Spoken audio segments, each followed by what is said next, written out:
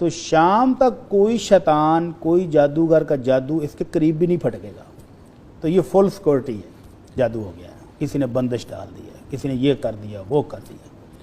تو اللہ کرے ہم ان بندشوں سے بھی آزاد ہو جائیں اور آزاد زندگی گزاریں اور اللہ کی رحمتوں والی اور نعمتوں والی زندگی ہمیں میسر ہو. آمین.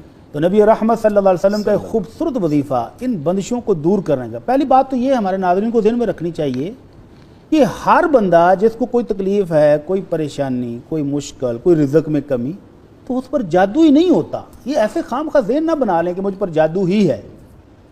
تو پہلے تو یہ ذہن سے نکال دیں.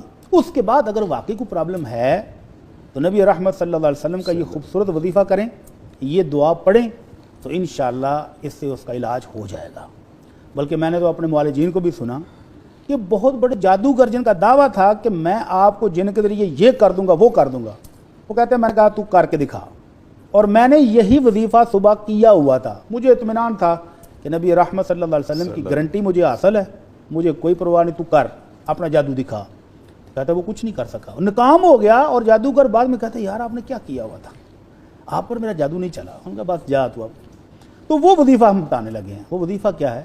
نبی رحمت صلی اللہ علیہ وسلم فرماتے ہیں کہ اگر کوئی شخص فجر کی نماز پڑھنے کے بعد وہیں بیٹھا رہے جہاں بیٹھا ہے, تشہد کی حالت میں بیٹھے بیٹھے 100 دفعہ یہ کلمات پڑھ لے, لا الہ الا اللہ وحدہ لا شریک لہ لہ الملک ولہ الحمد یحیی ویمیت بیدہ الخیر وہو علی کل شیء قدیر.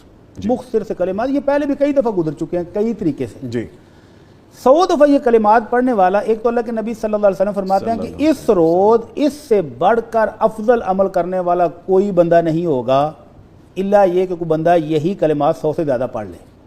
تو ان کلمات کی شان یہ بھی ہے کہ جو بندہ صبح کو یہ شان پڑھ لے 100 دفعہ, ہائی فائی آپ کی سیکورٹی ہے, گارڈ آپ کے ساتھ موجود ہیں, اب شیطان قریب نہیں آ سکتا, نقصان نہیں دے سکتا.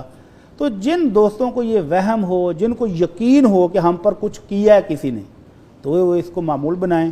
فجر کی نماز پڑھتے ہی جہاں بیٹھے ہیں وہیں تشہد کی حالت میں بیٹھے بیٹھے, اور اگر تھک جائیں تو کوئی بات نہیں, ٹانگوں کو تھوڑا بہت آگے پیچھے کیا بھی جا سکتا ہے, لیکن اگر ویسے ہی پڑھ لیں 100 دفعہ پڑھ لیں, ایک تو یہ افضل ترین عمل کہ ایسا عمل کوئی نہیں ہوگا کسی بندے کا, اور دوسرا